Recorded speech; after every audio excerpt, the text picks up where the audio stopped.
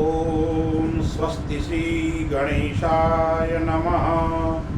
मंगलम भगवान विष्णु, मंगलम गरुड़ध्वज, मंगलम पुंडरीकाक्ष, मंगलाय तनो हरि। दर्शक मित्रों, जय श्री राम। आज हम दाम्पत्य जीवन में सुख समृद्धि कैसे प्राप्त होती है, कुंडली में किस भाव के कारण, किस ग्रह के कारण, कौन सी अवस्था में कौन सा ग्रह बैठा है, तो जीवन के अंदर, दाम्पत्य जीवन के अंदर समृद्धि, सुख, प्रेम, अपनत्व बना रहता है। आइए हम थोड़ा कुंडली का विश्लेषण करेंगे, कुंडली के ऊपर हम विचार करेंगे। देखिए, मानव जीवन में मुख्य 3 सीढ़ी यानी सोपान है। जन्म, पालन और मृत्यु। जन्म देने वाले भगवान ब्रह्मा, पालन करने वाले भगवान विष्णु और संहार करने वाले भगवान शिव। जन्म और मृत्यु परमात्मा अधीन होता है। पालन में जीव की कहीं न कहीं भूमिका होती है। यदि हम कह सकते हैं कि ग्रस्त जीवन, हमें श्रेष्ठ जीवन साथी की प्राप्ति हो, यह प्रत्येक व्यक्ति की इच्छा होती है। सुंदर पात्र मिले, सुंदर पति, सुंदर पत्नी की प्राप्ति हो। यह जीवन के कुछ वर्षों के बाद में संयोग बनता है। अलग अलग व्यक्ति का मिलन कभी आपने सोचा नहीं होगा, कभी विचार नहीं किया होगा, यह व्यक्ति मेरे जीवन में आएगा और मैं समृद्धिवान बनूंगा। तो यानी 2 व्यक्तियों का मिलन जो परिचित नहीं है, फिर वो ग्रस्त जीवन प्रारंभ होता है। तो ऐसे कुंडली में कौन से ग्रह होते हैं? देखिए, दाम्पत्य जीवन के सुख का ग्रह है तो दैत्य गुरु शुक्राचार्य, वो सुख समृद्धि का कारक ग्रह है। और देवगुरु बृहस्पति का भ्रमण है, वो विवाह योग जीवन के अंदर कराता है। इसीलिए तो हम जब विवाह का मुहूर्त आदि निकालते हैं तब गुरु को विशेष महत्व देते हैं। हमारे वहाँ दैत्य गुरु शुक्र का सुख और समृद्धि में महत्व है, दाम्पत्य जीवन में, भोग विलास में, और गुरु का भी महत्व है। हमारे वहाँ 4 पुरुषार्थ है, धर्म, अर्थ, काम और मोक्ष। विवाह के अंदर 4 फेरे भी होते हैं। पहला फेरा धर्म के अनुसार, फिर अर्थ भी कैसा, धर्म के अनुसार अर्थोपार्जन, फिर कर्म, फिर मोक्ष, फिर काम और मोक्ष। काम भी कैसा, पशुवत नहीं, धर्म की आज्ञा में रहकर, धर्म के अनुसार। संस्कार हमारे कैसे होने चाहिए, धर्म के अनुसार। तो धर्म, अर्थ, काम और मोक्ष, और अंतिम सत्य मोक्ष है।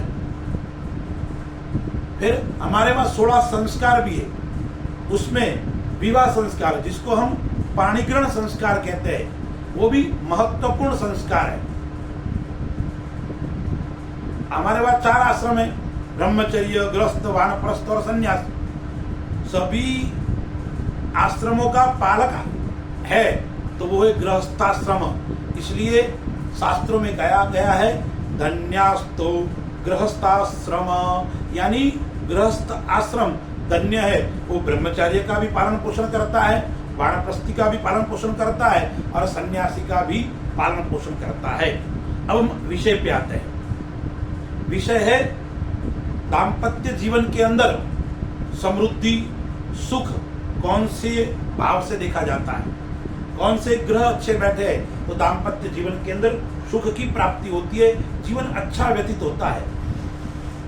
ग्रस्त जीवन के अंदर समस्याएं नहीं आती है। तो कुंडली का जो 7वां भाव है, आपके पास में यदि कुंडली है तो आप खोल के बैठिए। कुंडली के अंदर जो 7वां स्थान है, कोष्टक बना हुआ जन्म कुंडली का, और उस जन्म कुंडली के अंदर 7वां स्थान है, और 7वां स्थान है वो जीवन साथी का, दाम्पत्य जीवन के सुख को वो दर्शाता है।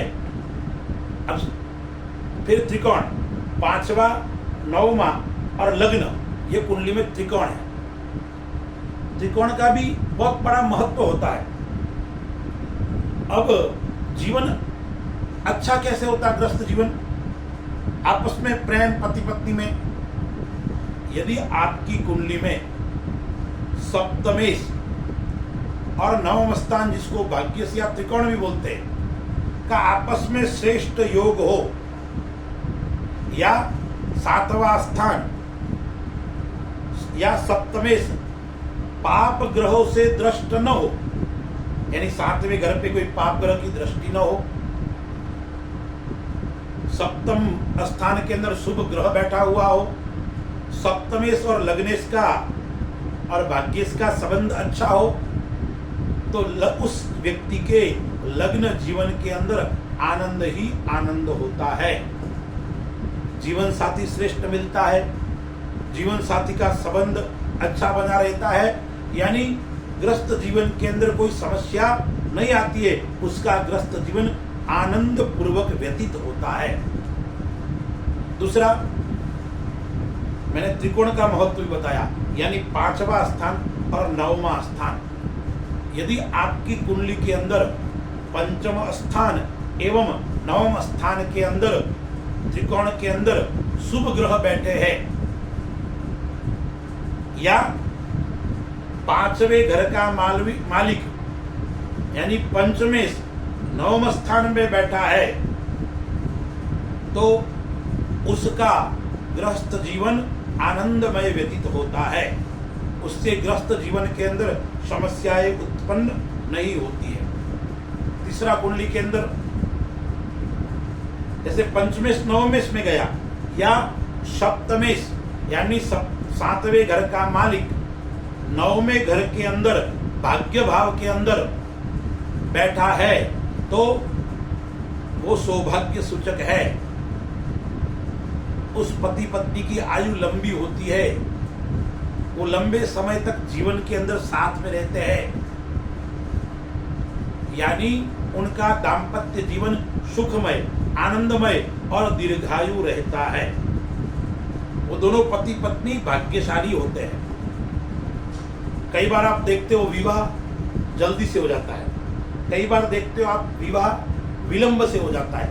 अभी हम जल्दी दाम्पत्य जीवन का सुख देख रहे हैं, उसके ऊपर विचार कर रहे हैं। अगला वीडियो बनाएंगे वो दाम्पत्य जीवन के अंदर दुख क्यों, दाम्पत्य जीवन के अंदर संकट क्यों, उसके ऊपर भी अलग से करेंगे, क्योंकि दोनों विषय को साथ में ले लेंगे तो वीडियो भी लंबा हो जाएगा और विषय को न्याय भी नहीं दे पाएंगे। अब कभी कभी देखते हैं व्यक्ति का विवाह 18 साल, 19 साल, 20 साल तक हो जाता है, और कभी कभी लेट होता है। तो जल्दी क्यों होता है? कुंडली में ऐसा कौन सा ग्रह है, कौन सी स्थिति है कुंडली के अंदर, उसके कारण जल्दी विवाह होता है। तो पहला है सप्तमेश, पंचम स्थान में बैठता है, और 5वें स्थान में जो बैठा हुआ ग्रह है उसकी 7वीं दृष्टि है कोई भी ग्रह की, वो आय स्थान यानी एकादश स्थान पे शुभ पड़ती हो, तो उस व्यक्ति का विवाह जल्दी हो जाता है, यानी छोटी उम्र के अंदर उसका विवाह हो जाता है। दूसरा है, यदि आपकी कुंडली के अंदर शुक्र बलवान है, शुक्र उच्च का है, शुक्र स्वग्रही है, या शुक्र मूल त्रिकोण के अंदर है, तो भी उस व्यक्ति का या उस कन्या का विवाह शीघ्र हो जाता है। अब विवाह के बाद भाग्योदय, कई बार देखते हैं व्यक्ति के जीवन के अंदर जब तक विवाह नहीं होता है तब तक वो बहुत संघर्ष करता है,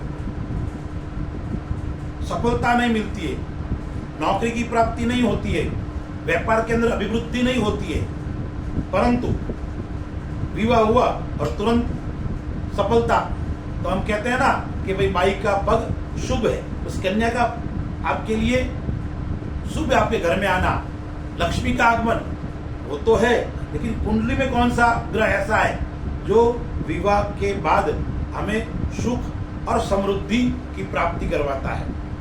अब देखिए, मैंने बताया आपको 7वां स्थान जो विवाह का स्थान है, जीवन साथी का स्थान है, फिर 5वां और 9वां, और एक लग्न की बात, यानी लग्नेश भी यदि आपका मजबूत है, लग्नेश अच्छा है, तो भी वो जीवन के अंदर सुख और समृद्धि की प्राप्ति होती है। अब विवाह के पश्चात व्यक्ति धनवान बनता है, वो कैसे बनता है? तो सप्तमेश नवमे स्थान में चला जाता है, यानी 7वें घर का मालिक कहाँ चलाता है? भाग्य स्थान में, 9वें भाव में चला जाता है। तब व्यक्ति के जीवन में यदि वो सप्तमेश अच्छा है, सप्तमेश के ऊपर दृष्टि भी अच्छे ग्रहों की है, तो उसकी जीवन साथी या जीवन साथी नौकरी वाली होती है या नौकरी वाला होता है, यानी वो अपने जीवन साथी के धन से सुख को प्राप्त करता है, और उसकी जीवन साथी है सधर्मचारिणी, वो मित्र जैसी उसको प्राप्त होती है। अब 7वें घर की हम बात करें तो सप्तमेश या 7वां स्थान स्वगृही है, और कभी कभी पाप ग्रह भी उसके अंदर बैठा है, फिर भी वो जीवन के अंदर, ग्रस्त जीवन के अंदर श्रेष्ठ फल की प्राप्ति करवाता है, सुख करवाता है, शांति करवाता है। एक और ज्योतिष का मत है, 7वें स्थान के अंदर सम राशि हो, शुक्र भी सम राशि के अंदर बैठा है, और 8वां घर या अष्टमेश पर शनि की दृष्टि नहीं है, तो उसको सुंदर जीवन साथी मिलती है, यानी उसका पति या पत्नी सुंदर रूपवती प्राप्त होती है, या रूपवान उसको प्राप्त होता है पति। कई बार आप देखते हैं पत्नी का कलर थोड़ा डार्क है और पति रूपवान है, या कभी पति का कलर डार्क है और पत्नी रूपवान है, तो वो किसके कारण होता है? कुंडली के अंदर सप्तमेश अच्छी स्थिति में बैठा हो, सम राशि हो, सप्तम भाव के अंदर शुक्र भी सम राशि के अंदर बैठा हो, और अष्टमेश पर शनि की दृष्टि न हो। तो एक और ज्योतिष के अंदर बताया गया है कि लग्न और चंद्र, कुंडली से लग्न यानी लग्नेश और चंद्रेश सम राशि में हो, उसके ऊपर कोई शुभ दृष्टि पड़ती हो, या सम राशि का हो, तो भी उसका जीवन साथी सुंदर भी प्राप्त होता है, और सद्गुणवान, अच्छे गुण वाला, गुणशील, विवेकी, बुद्धिजीवी प्राप्त होता है। अब कई बार ऐसा होता है कि व्यक्ति को ससुराल से धन की प्राप्ति होती है, तो सप्तमेश और पंचमेश का यदि योग शुभ है, 5वें घर के अंदर अच्छा ग्रह बैठा हुआ है, सप्तमेश के अंदर ग्रह बलवान है, तो ससुराल से क्या होता है? धन की प्राप्ति होती है, ससुराल से सुख की प्राप्ति होती है। पति पत्नी के स्वभाव के अंदर मित्रता होती है, तो सप्तमेश और धनेश का यदि संबंध हो, सप्तमेश और पंचमेश का भी संबंध हो, तो दोनों मित्रवत जीवन के अंदर रहते हैं। कई बार पत्नी से धन की प्राप्ति होती है, तो सप्तमेश और धनेश का भी संबंध श्रेष्ठ है, तो आपके जीवन साथी के पास में धन होता है, और उस धन का उपयोग आप भी करते हो, और वो धन के कारण आप सुख की प्राप्ति करते हो, आप समृद्धिवान भी बनते हो। इसलिए कई बार ऐसा देखने को मिलता है, तो उसके लिए आप अपनी कुंडली को खोलिए। कुंडली मिलान करने से पहले इन ग्रहों के ऊपर थोड़ा चिंतन भी करना चाहिए। सप्तमेश के ऊपर, लग्न के ऊपर, पंचमेश या पंचम स्थान, नवम स्थान, त्रिकोण और सप्तम स्थान, उसके अंदर ग्रह अच्छे बैठे हुए हैं, ग्रहों का संबंध आपस में अच्छा है, पंचमेश सप्तमेश का, सप्तमेश लग्नेश का, सप्तमेश नवमेश का, तो उस व्यक्ति के जीवन के अंदर, दाम्पत्य जीवन के अंदर कभी दुख नहीं पड़ता, दाम्पत्य जीवन के अंदर कभी संकट नहीं आता, वो दोनों की आयु भी दीर्घ होती है। तो मैंने जो एक कुंडली का एक विश्लेषण बताया, आप कुंडली के स्वयं थोड़े जानकार हो तो ये कुंडली आप स्वयं अपनी देख सकते हो। तो इस विषय के ऊपर मैंने थोड़ा प्रकाश डालने का प्रयास किया। विषय बहुत लंबा है, कभी और समय मिलेगा तो उसके ऊपर प्रकाश डालेंगे और एक वीडियो हम और बनाएंगे, वो दाम्पत्य जीवन के अंदर समस्या क्यों, संकट क्यों, परेशानी क्यों। तो पंचमेश अच्छा हो तो संतान का सुख भी श्रेष्ठ प्राप्त होता है, पंचम के अंदर ग्रह अच्छा हो तो भी संतान का सुख श्रेष्ठ प्राप्त होता है। तो कुंडली के अंदर दाम्पत्य जीवन के लिए सप्तमेश का विशेष महत्व है। आपने महात्मा गांधी की कुंडली भी देखी होगी, उनका विवाह शीघ्र क्यों हुआ कि सप्तमेश और पंचमेश का संबंध था, तब उनका विवाह शीघ्र जल्दी छोटी उम्र में हो गया था।